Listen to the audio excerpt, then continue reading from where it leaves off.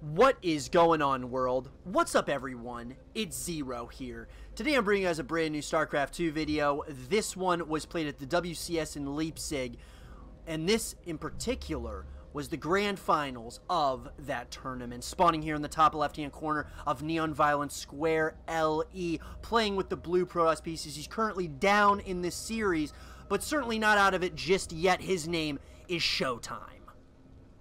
And his opponent, spawning in the bottom right-hand corner of the map, playing with the red Zerg pieces. He's currently on match point. He's also known as the best player on the planet. His name is Serral. So, guys and girls, this series has been absolutely incredible, and as I said earlier, it was played at the WCS in Leipzig and was the grand finals of that tournament. So a best of 7 series. We're on match point for Serral. So if Serral wins this game, he of course wins the series as a whole, whereas ShoWTimE is trying to stay alive.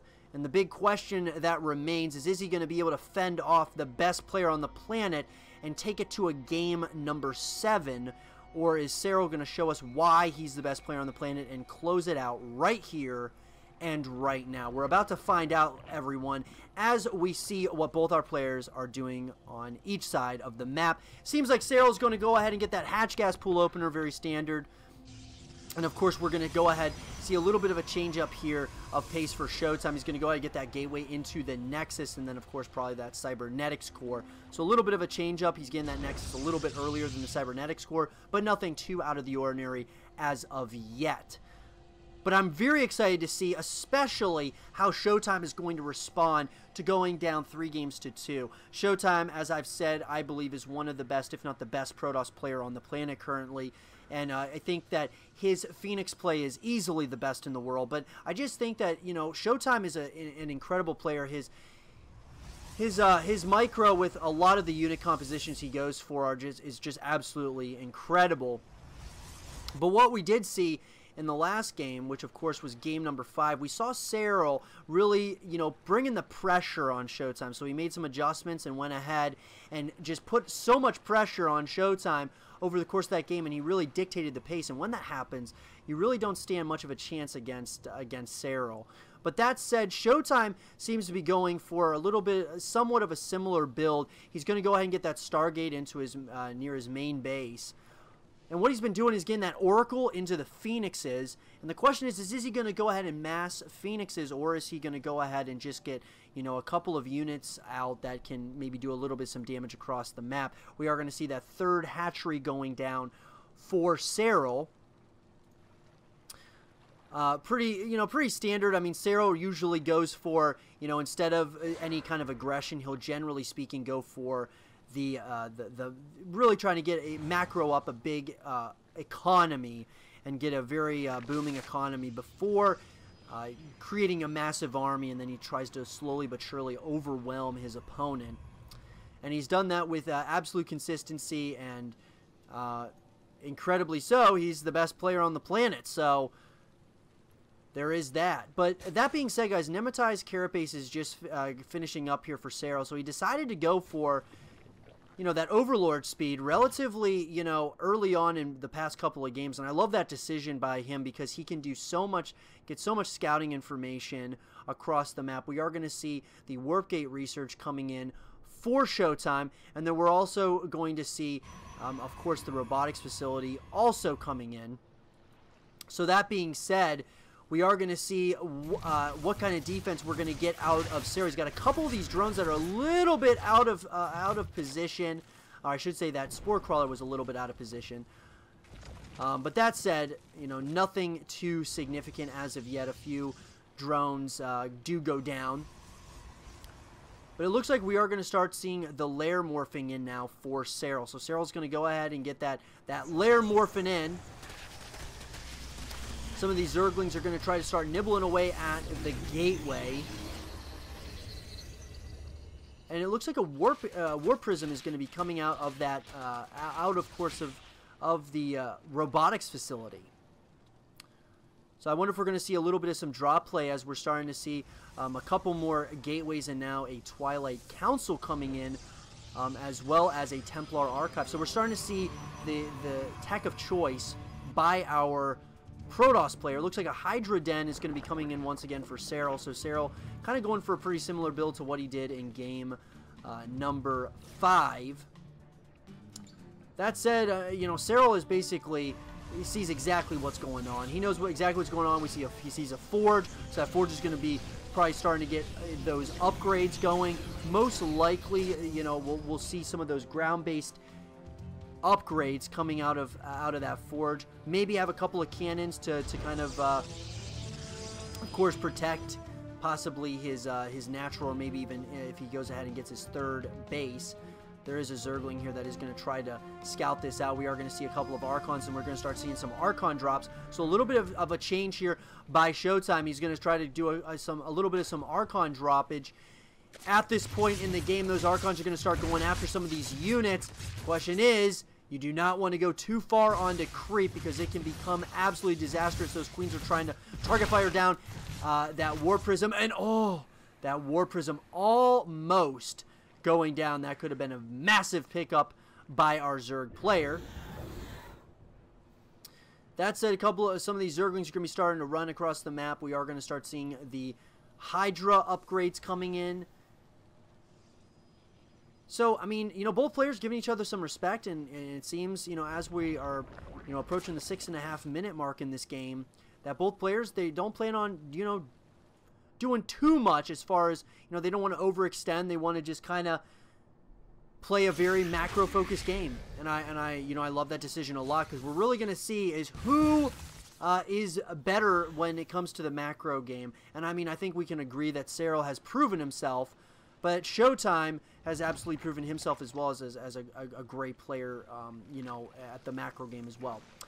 Muscular Augments is just finishing up now for those Hydras. Psionic Storm is going to be finishing up here in less than 10 seconds.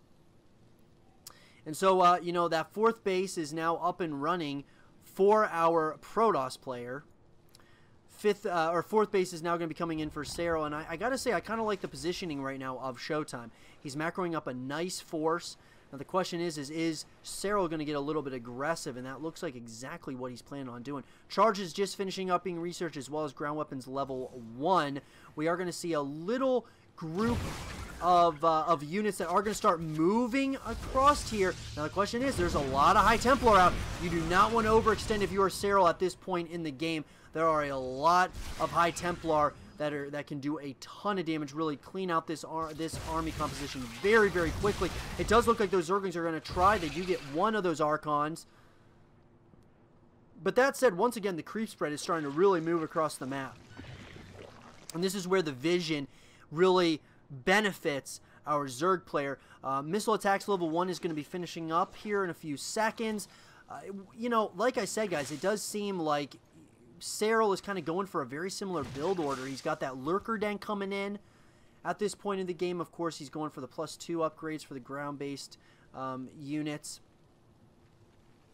But he's just trying to macro up a bigger and bigger force, and the same can be said now for our Protoss player once again. Lots of High Templar. Man, those High Templar can do so much damage with those storms.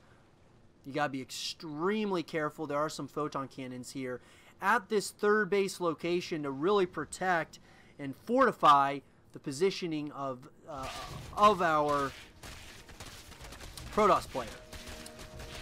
At the same time, though, we are going to see that 5th base coming in at the gold base location. And I like this decision a lot by our Zerg player. Now, the question is the Protoss player, ShoWTimE, going to find out about this? And when is he going to find out about it? We got some of these, of course, these Lurkers are going to be at that, really near that front doorstep of ShoWTimE, really trying to get up that, or have some vision at that ramp. Not really doing a whole lot of damage with the, you know, the Revelation coming in. But that said, this is going to help Serral's economy start booming very quickly. We are going to see the Hive coming in now for Serral. He's going to go for some of those higher tier Hive units, as well as the Spire. Now this is just textbook. I mean, you know, the Revelation comes in, and essentially ShoWTimE's going to know exactly what's going on. He knows exactly what's happening. There's going to be a massive drop, though, in the main base location. Those storms Beautiful storms, really shooing away this, you know, all of these dropper lords away. But that said, I mean, you know, Serral is trying to hit at multiple angles at once. He's all over the place, but ShoWTimE is just playing this thing absolutely brilliantly right now. Doing a lot of, you know, just kind of really catching wind of everything that's going on. Now, ShoWTimE is going to see these dropper lords once again. He's going to have to be very careful as he, you know, you got to proceed with extreme caution. That Spire's coming in, as I said. Now the lurker den, of course, is starting to get some of those, you know, some of the upgrades for the lurkers. We got some units that are starting to move on to creep, though, and these revelations are just helping so much right now. Beautiful play by ShoWTimE, just getting incredible value, knowing exactly where the Zerg player is at pretty much all times. And this army composition, the longer the game goes, is going to be pretty scary. Both players are almost near max supply. We are going to see a lot of spore crawlers coming in here, as well as some spine crawlers. So this gold base is down, and it does look like, just like that, Serral is trying to maybe try to create a surround that could cause a lot of damage. But all that being said, our Protoss player is now going to try to, you know, get a little bit of this creep spread taken care of. The thing is that you just don't want to go too far on the creep. It always makes me very nervous when I see a lot of these units start going very far on creep, because this is exactly what can happen. If you lose this entire army, it could be absolutely disastrous. These lurkers are going to start doing massive amounts of damage, and all of these hydras are starting to move in, and that engagement went heavily in favor of of course, the Zerg player. And this is exactly what I was concerned about.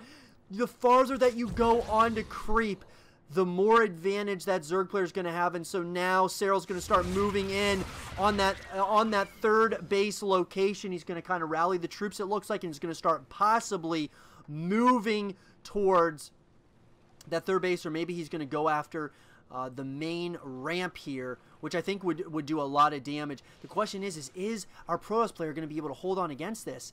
As we approach that 12.5-minute mark, there is a lot of units right now by Serral.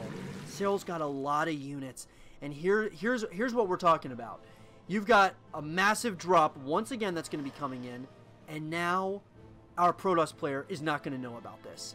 He's not going to know about this at all. And unfortunately for ShoWTimE, this could do a lot of damage. He's going to go ahead and he's going to drop off right into that main base location, start going after a lot of these high-tier tech units. And it does look like the carriers are out, as well as that mothership. So the mothership has come out. But the thing about it is that what might be really concerning at this point is just all these structures that are going down.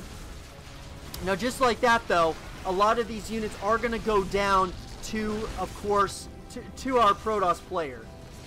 And now the Corruptors are coming in. Now, the question is, are they a little bit overextending here? They are going to start going after that mothership. It could be a massive pickup. Beautiful pickup there by our Zerg player. He did get a lot of value there. So with that, I guess the question that remains for me is, did Serral do enough damage there? And you know the answer? I don't think he did.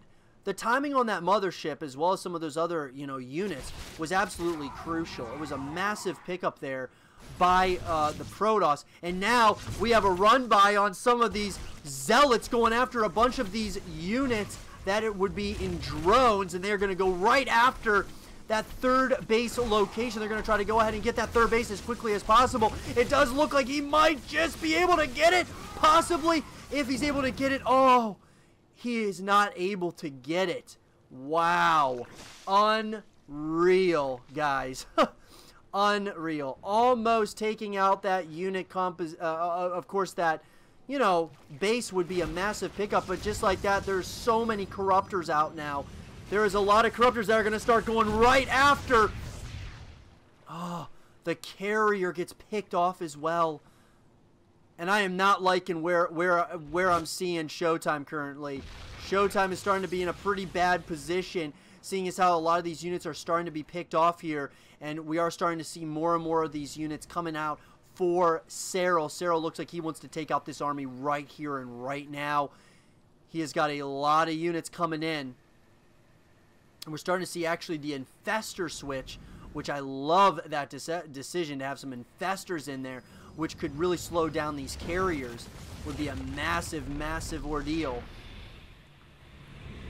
But right now, it seems like Serral is playing this thing absolutely brilliantly. Those missile attacks level 3 is going to be finishing up in less than a couple of seconds now. And it looks like he's going to try to plan the surround. He's going to try to go right after a lot of these high units. Of course, in the carriers. And I don't know if that engagement exactly went in favor, though, of Serral. I don't think it actually did, but here we go. We are going to see a lot of these units are going to start getting picked off here, and all these infestors, though, are just kind of sitting out, not really knowing what they're going to do at this point. Kind of a little bit of some indecisive decision making here by Serral, not really knowing exactly what he wanted to do, and here comes some corruptors. But as we approach that 16-minute mark, slowly but surely, somehow, some way, ShoWTimE is still in this game. He is still in this game at this point. He's getting back into the supply count. He's got another base is going up, which of course is going to be his 5th base now. And he has got a pretty scary unit composition. We're talking Void Rays as well as those carriers. He's also got, of course, Oracle to do some mass revelation. He's got a lot of Archon Zealots. You know, he's got, of course, the Stalkers as well. But here we go. It looks like, once again, Serral wants to jump on top of this army. And he looks like he's going to get this engagement in favor of him. He is going right after all these high-tier air-based units, going right after all of them with those corruptors, cleaning up this entire army at this point, except for maybe a couple of units. Absolutely brilliant play so far by Serral, and he is slowly just trying to bleed his opponent dry at this point in the game. Another Zealot run by is something that I think is really smart by ShoWTimE. He's like just really trying to buy himself some time, but this is starting to get really scary, guys. This gold base, I would have thought, ShoWTimE would try to take that gold base, get back in this game as far as the supply is concerned, but once again, it is going to be all Zerg here that is going to be at this 5th base location. The question is he overextending a little bit? It looks like there's just so much Zerg right here going after all of these units. GG is called, and Serral wins this series in this matchup against ShoWTimE at the WCS in Leipzig, and Serral is your grand finals champion. I hope you guys did enjoy this game between Serral and ShoWTimE, and if you guys did, leave a thumbs up, subscribe if you're new, stay positive, and as always, I will see you guys all in the next one. Peace.